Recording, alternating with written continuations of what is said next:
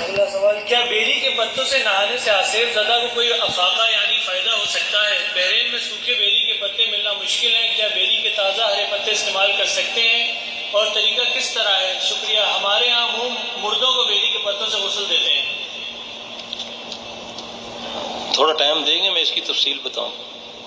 نبی پاک صلی اللہ علیہ وسلم نے حکم فرمایا کہ اپنے مردوں کو بیری کے پتوں سے غسل دیا کرو۔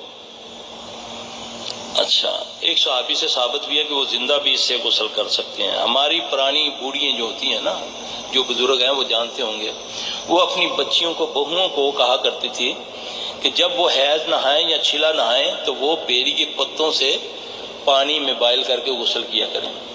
بیری ایک ایسی چیز ہے کہ جس کے پانی سے جناتی اثرات جو انسانی جسم کے اندر ہوتے ہیں نا، وہ جل جاتے ہیں۔